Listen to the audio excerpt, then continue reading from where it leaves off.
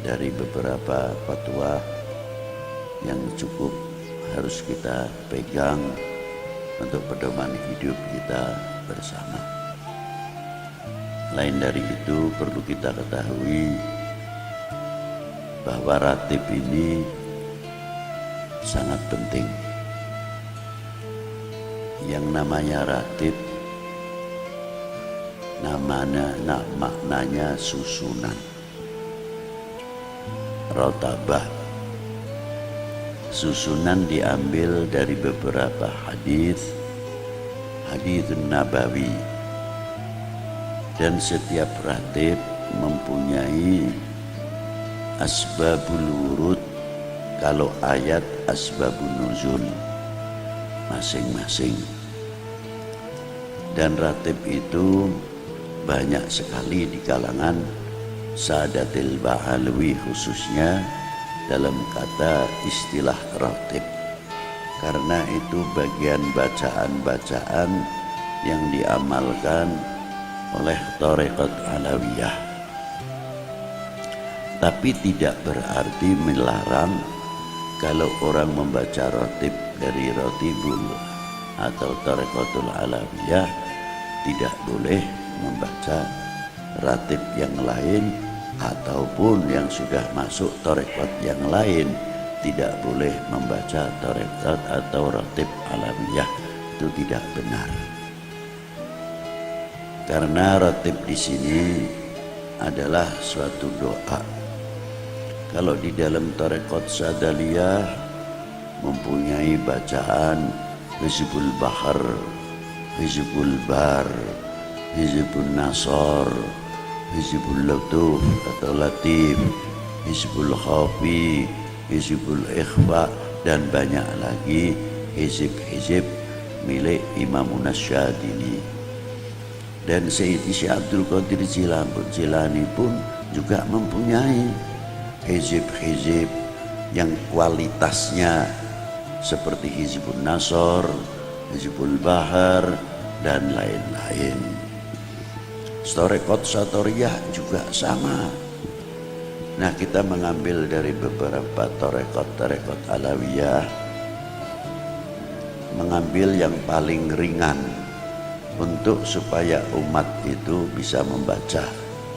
Sebab bacaan Asmaul Husna atau hizib atau asma itu mempunyai dosis. Ada dosisnya kalau vitamin itu atau antibiotik 1000 mili. Ada yang dosisnya 750, ada yang 500, ada yang 250, ada yang 100. Nah, hizib-hizib asma tersebut memerlukan guru yang tahu dosis. Kalau yang tidak tahu dosis biasanya mengambil asal maknanya baik, lalu maknanya hebat, ambil saja dibaca. Nah, inilah dampaknya overdosis yang sebetulnya cukup 100 mili atau 200 mili, makan yang 750 mili. Akhirnya ayang-ayangnya tidak guyon dewe. Nah, ini yang terjadi. Dan banyak lagi. Asmaul Husna pun sama. Ada Asmaul Husna yang dingin dibaca, ada Asmaul Husna yang keras. Kalau yang keras juga harus digandeng, seperti Ya Aliyu, Ya Kabiru, Ya Alimu, Ya Qadiru, Ya Samiu, Ya Basiru, Ya Latif. Ringan akhirnya, bab dicampur. Oh, ini jahe, ini keras. Jamunya jamu pakai jahe, pakai merica. Wah, ini bangsa pedes kabeh. Tukang jamunya pinter. Bah, ini harus dikasih ini supaya dingin, yang minum enak dan sebagainya. Itu yang ahli tentang ilmu asma. Yang tidak tahu pokoknya disikat saja. Itulah akhirnya apa? Enyeng. Kalau enyeng, kalau ayam kuter gitu. Nah, ini Maka bacaan-bacaan itu perlu ijazah, tahu, ditanyakan kepada orang-orang yang ahli tentang masalah. Tapi kalau ratib tidak. Ratib itu dosisnya sudah direndahkan. Karena apa? Diambil langsung dari lisan baginda Nabi sallallahu alaihi wasallam. Supaya kita ini bisa membaca. Asal usulnya Ratibul Haddad. Al-Habib Abdullah bin Alwi Al-Haddad mengambil torekot dari beberapa guru besarnya. Al-Imam Ahmad bin Aqil, yang mana nasabnya masuk ke Imam Ahmad bin Abu Bakar Sakran. Lalu guru kedua Al-Imam Abdurrahman, yang makamnya tidak jauh dengan makam Siti Khadijah radhiyallahu ta'ala anha wa alaiha salam, Al-Imam Abdurrahman. Terus gurunya beliau Al-Habib Umar bin Abdurrahman Al-Attas. Guru-guru beliau masih banyak lagi. Al-Habib Abdullah bin Al-Haddad ini mengambil dari Habib Umar bin Abdurrahman Al-Attas. Saya ambil dari situ saja silsilahnya, dari Syekh Abu Bakar bin Salim atau dari Habib Husain bin Syekh Abu Bakar bin Salim. Murid-murid dari Syekh Abu Bakar bin Salim ini banyak sekali.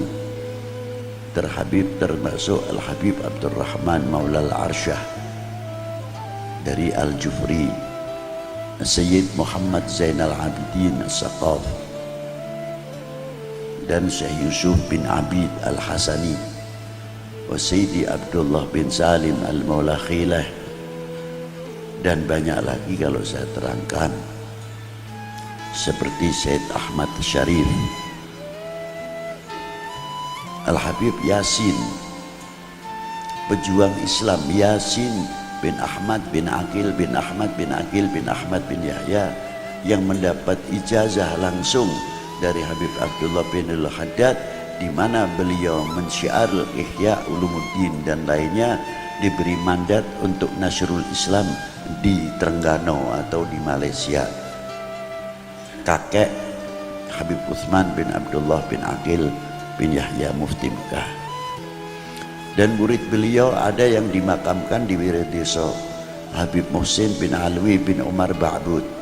Itu seorang ulama besar, dimakamkan di belakang masjid Wirideso, yang mana beliau meninggal pada tahun 1131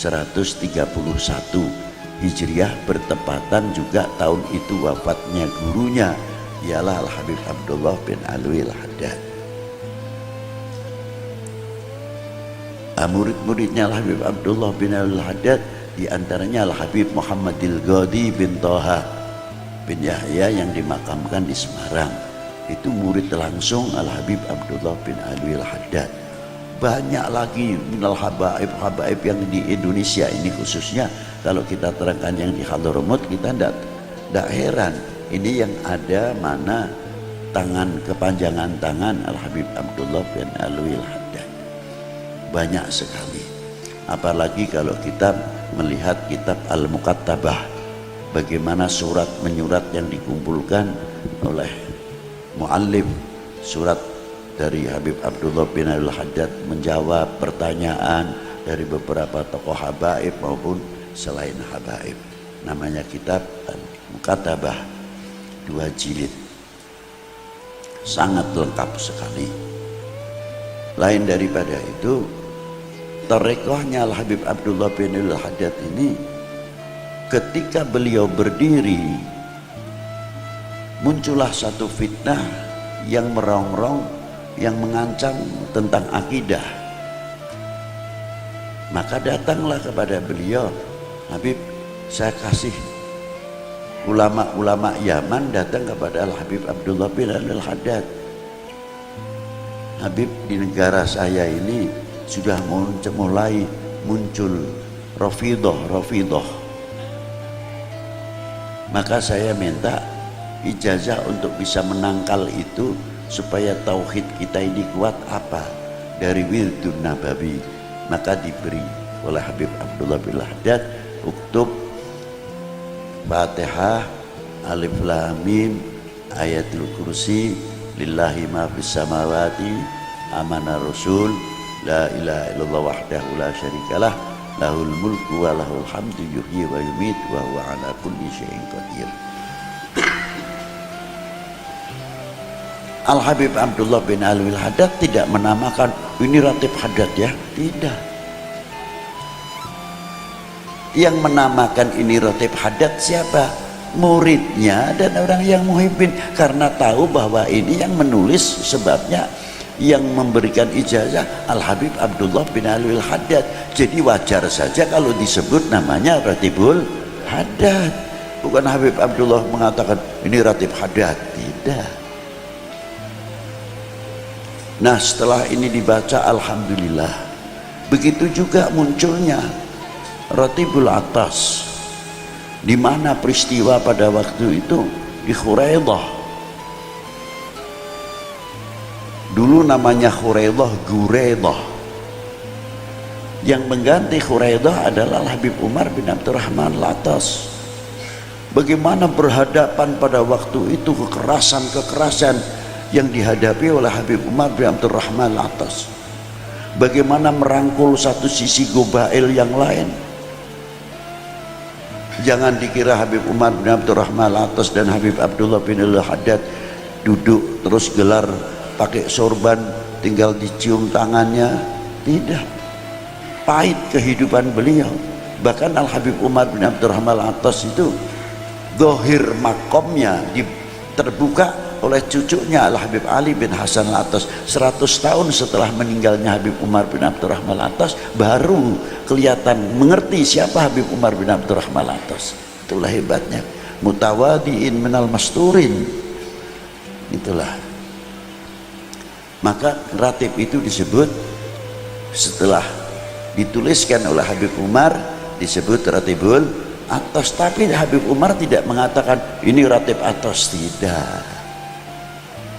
Ratibul Idrus juga sama, semuanya mempunyai peristiwa dan setiap ratib itu mempunyai keistimewaan. Di antara salah satu ratib ada yang manfaat, ada yang istimewa di sini, tidak ada yang istimewa di sini. Sama juga orang baca Maulid Nabi, apa yang ada di dalam Simtudurar belum tentu ada di dalam berjanji, tapi apa yang ada di dalam berjanji belum tentu ada di dalam Simtudurar.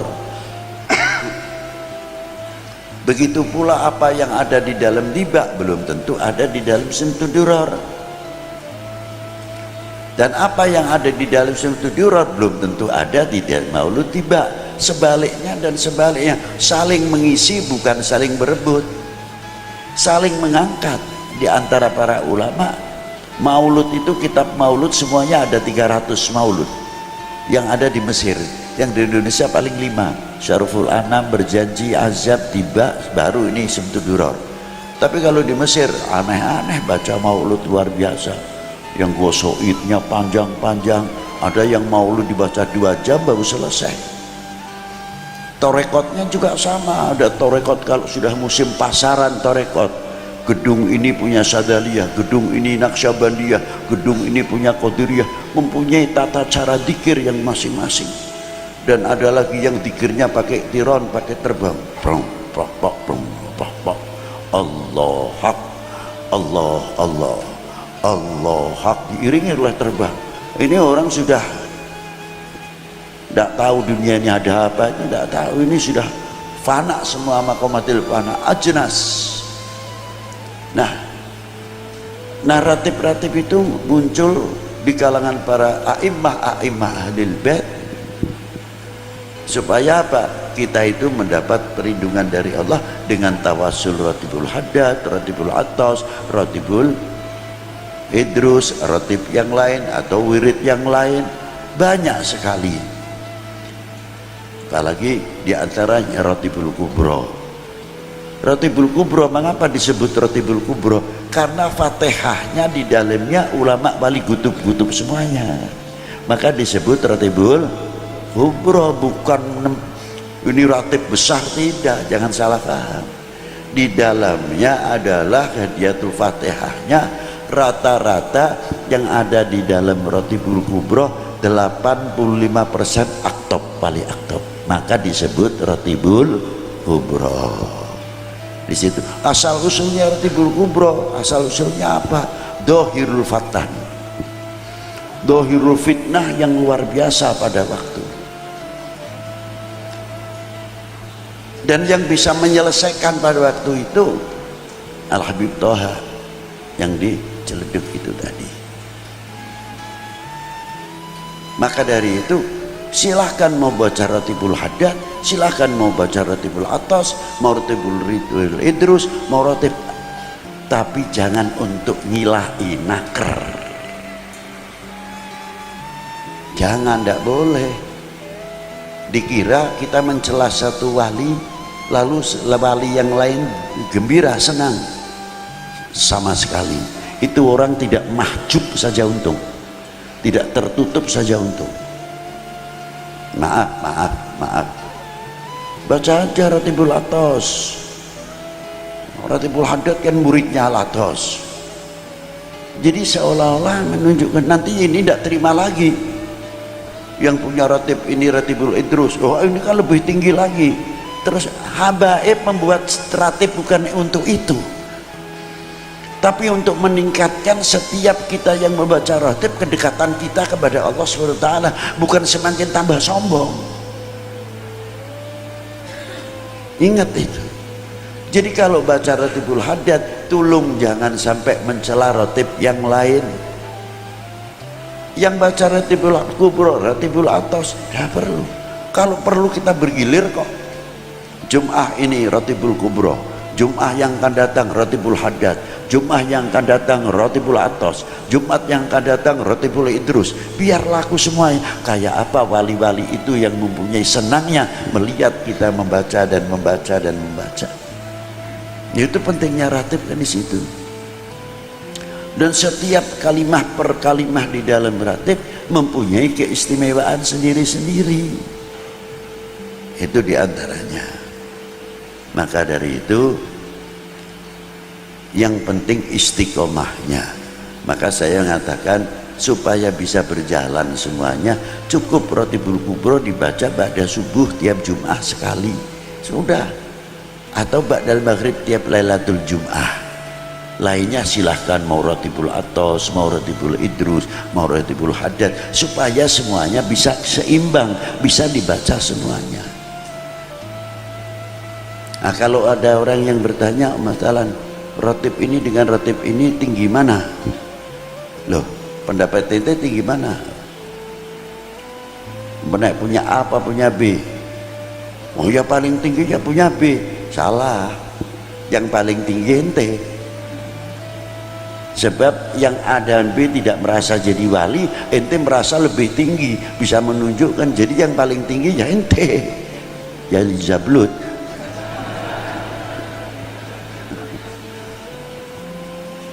Nah inilah,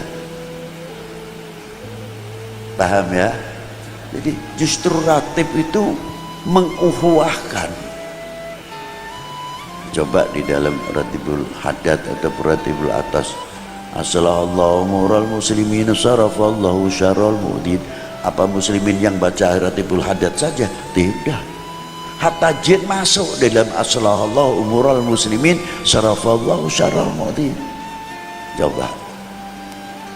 Yang baca Ratibul Kubro, Allahumma sholli imam wal ummah wal ra'i wal ra'iyah wa alif baina qulubihim wa tfa syarra ba'dhum an ba'd. Semuanya masuk. Coba. Jadi ratib itu saling sinambung, tidak saling terpecah, tidak. Maka jangan sekali-kali tolong merendahkan salah satu ratib, itu yang baik. Karena itu mencakup tentang akhlak wal adab. Jangan sampai kita su'ul adab kepada Habib Umar bin Abdurrahman Atas, jangan sampai kita su'ul adab kepada Habib Abdullah bin Al-Haddad, jangan sampai kita su'ul adab sama Habib Abdullah bin Bu Bakar Idrus dan lain-lainnya yang mempunyai ratib-ratib. Itulah. Dan saya ijazai Ratibul Kubro khususnya untuk kalian semua. Barakallahu fikum. Al-Fatihah.